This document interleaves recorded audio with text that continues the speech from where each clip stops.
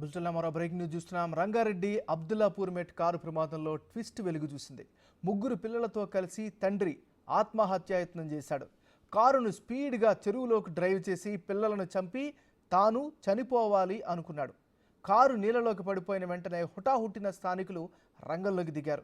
దాదాపు గంట సేపు శ్రమించి వారిని ఎట్టకేలకు బయటికి తీసుకొచ్చారు. వారంతా సురక్షితంగా బయటికి రావడంతో అంతా ఊపిరి పీల్చుకున్నారు. కారు అక్కడి నుంచి వస్తారు, నా బండి తవ్వలనే ఉంటుంది. కావాలని నా బండి తీసి పక్కకు పెట్టి చక్కగా ఒక మెల్లమెల్ల కారు ఈడి దాకా చెట్లని అంతా తోసుకొసేసుకుంటా వచ్చారు. ఇక్కడ రాగానే రైట్ గుంజిండు, లోపలికి వెళ్ళిపోగానే పిల్లలు చిన్నగా క్యాబిన్ ఎక్కేసారు. వాడు కూడా ఎక్కారు. కారు మునిగిపోయింది. ఎమ్మడే మా పిల్లలకు ఫోన్ కొడితే ఊర్లోకి వెళ్ళి వచ్చి ఈత కొట్టుకుని పోయి తాడు సాయంతో పిల్లలందరినీ బయటికి తీసిర్రు. వాళ్ళు ఇద్దరు బిడ్డలు, ఒక కొడుకు, ముగ్గురు వాళ్ళు, తండ్రి, నలుగురు. ఎన్ని గంటలకు వచ్చారు? 7:30, 8 అయింది అంతే. రెగ్యులర్గా దేని మీద కార్లు పోతాయా? ఇవి ఎప్పుడు కార్లు అనేది బైక్ రానికే చాలా కష్టం. ఇది కట్ట కూడా అంతా రిపేర్లో ఉంది, చెట్లన్నీ మొలిచి ఉన్నాయి. అసలు ఇక్కడ రానికి అవకాశమే లేదు. ఎవరన్నా నేను ఉన్నా రాదు పోదు అని చెప్తూనే ఉంటా, కానీ నేను చెట్టు పైన ఉన్నా ఇల్లు కిందికి వెళ్ళి వేసేసి. ఇక్కడ మా డాడీ తాళ్ళు ఎక్కుతాడు. ఆయన డాడీ ఫోన్ చేసి ఇట్లా కారు పడ్డది, ఎవరు పిల్లలు అని అంటే నేను ఇంటి నుంచి తాడు తీసుకొని వచ్చిన. ఫస్ట్ వచ్చి చూసిపోయినాం. ఏం లేకుంటే ఇంటికి పోయి తాడు తీసుకొస్తే 2-3 ఆల్రెడీ ఇక్కడ.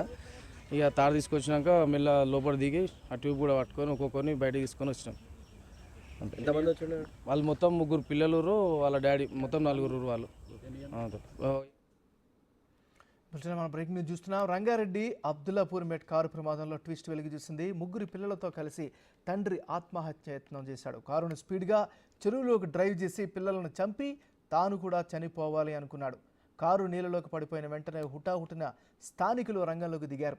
దాదాపు గంట సేపు శ్రమించి వారిని ఎట్టకేలకు బయటికి తీసుకొచ్చారు. వారంతా ప్రస్తుతం సురక్షితంగా ఉండడంతో అందరూ హ్యాపీగా ఫీల్ అవుతున్నారు. ఇక ఇదే అంశానికి సంబంధించి మరింత తాజా సమాచారాన్ని మా రిపోర్టర్ సురేష్ అందిస్తారు. సురేష్, చెప్పండి.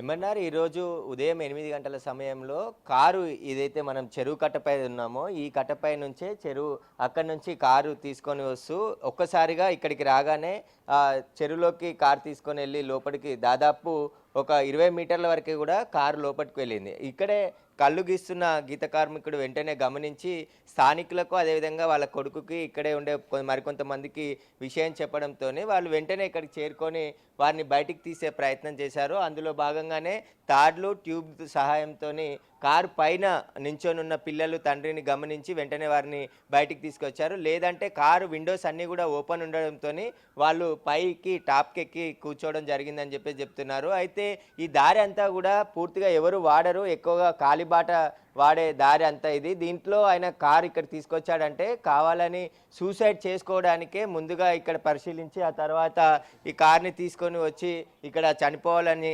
గమనించారు. అయితే అశోక్ అనే అల్మాజ్గూడకు చెందిన వ్యక్తిగా గుర్తించడం జరిగింది. అతను తన 3 పిల్లలని తీసుకొని ఇక్కడికి వచ్చి చచ్చిపోవాలని డిసైడ్ అయ్యి ముందుగానే దీని చెరువుని స్పాట్ చూసుకొని ఎక్కడైతే లోతైన ఎక్కువగా ఉంటుందో అక్కడికి తెచ్చి కార్ని దింపే ప్రయత్నం చేశాడు. అందులో భాగంగానే ఈ స్పాట్లోకి తీసుకొచ్చి కార్ని లోపలి చెరువులోకి తీసుకెళ్లాడు. వెంటనే ఆ పిల్లలు గమనించారు. ఇంటి నుంచి బయలుదేరిన ఉదయం వాకింగ్కి వెళ్తున్నానని చెప్పి తీసుకెళ్లి పిల్లలతో పాటు తాను బయటికి రావడం జరిగింది. ఆ తర్వాత కారులో కొద్ది దూరం వస్తుంటే తండ్రి కదలికలపైన అనుమానం వచ్చి పిల్లలు తల్లికి అదేవిధంగా తమ బంధువులకు వీడియో కాల్ చేసి నాన్న ఏదో విధంగా చేస్తున్నాడు, మమ్మల్ని ఎక్కడ తీసుకెళ్తున్నాడు అని చెప్పిన వెంటనే ఎవరైతే పిల్లల తల్లి ఉన్నారో ఆమె పోలీసులకి సమాచారం అందించింది. మీర్పేట్ పోలీసులకి మిస్సింగ్ కేసు కూడా ఇచ్చి మా భర్త పిల్లలను తీసుకొని ఎక్కడికో వెళ్ళాడని చెప్పేసి ఇట్లా వీడియో కాల్ చేశారని చెప్పేసి పోలీసులకు సమాచారం అందించారు. అయితే అక్కడ పోలీసులు కేసు నమోదు చేసి దర్యాప్తు చేస్తున్నారని ఇక్కడ స్థానికులు గమనించి వెంటనే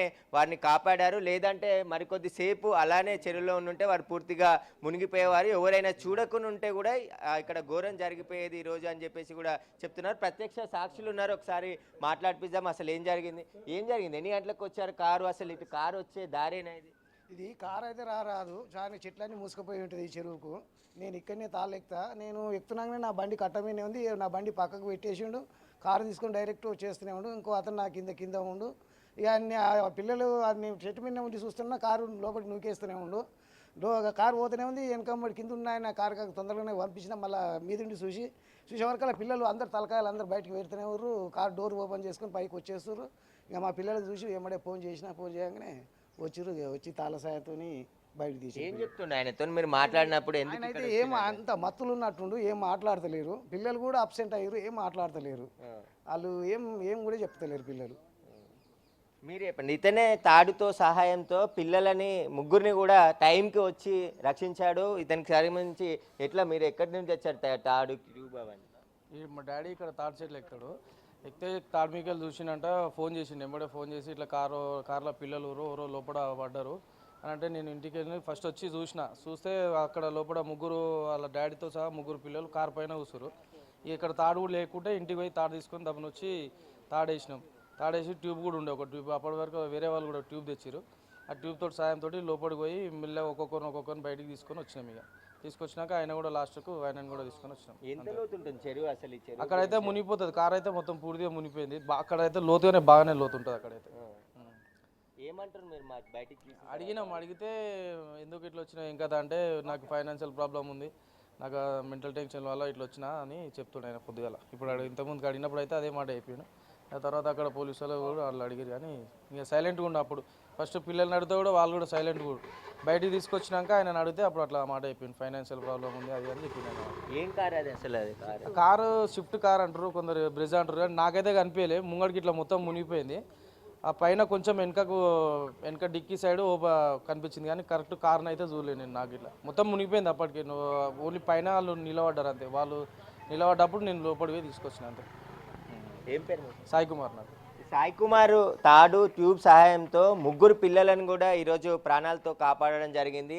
ఏమాత్రం కొద్దిగా సమయం లేట్ అయినా కారులో ఉంటే ఒకవేళ విండోస్ కూడా క్లోజ్ చేసి ఉన్నట్టయితే వారు పూర్తిగా కారులోనే ఉండిపోయేవారు. వాటర్ మింగి చనిపోయే ప్రమాదం ఉండేది. కానీ సాయి కుమార్ వెంటనే ఇక్కడున్న యువకులను కూడా అప్రమత్తం చేసి తాడు ఇంటికి నుంచి తీసుకొచ్చి పిల్లలని ముందుగా రక్షించి తండ్రిని ఆ తర్వాత తీసుకొని రావడం జరిగింది. మనం చూడొచ్చు ఇక్కడ దాదాపు ఈ నుంచి 20 మీటర్ల వరకు మొత్తం ఇక్కడ కింది నుండి పూర్తిగా కారు దూసుకెళ్ళి 20 మీటర్ల వరకు లోతుకు వెళ్ళి అక్కడ ఆగిపోయింది. ఆ తర్వాత కారు టాప్ పైకి ఎక్కడంతో వీళ్ళు వెంటనే అరిచి అప్రమత్తం చేయడంతో పిల్లలని మొదట కారు పైకి తెచ్చి కూర్చోబెట్టిన తర్వాత ఆ పిల్లలని బయటికి తీసుకొని రావడం జరిగిందని చెప్పేసి కూడా ప్రత్యక్ష సాక్షులు చెప్తున్నారు. అయితే ఇక్కడికి రావాలంటే అతను ముందుగానే స్పాట్ని చూసుకొని వచ్చాడు. ఎందుకంటే ఎవరు ఈ రోడ్ని వాడరు. మనం చూస్తున్నాం కొద్ది దూరంలోనే విజయవాడ హైవే రహదారి కనబడుతుంది. అక్కడి నుంచి ఇక్కడికి రావాలంటే దాదాపు చుట్టూ తిరగాలన్నా కూడా 1 కిలోమీటర్ దూరం ఉంది. కాబట్టి అతను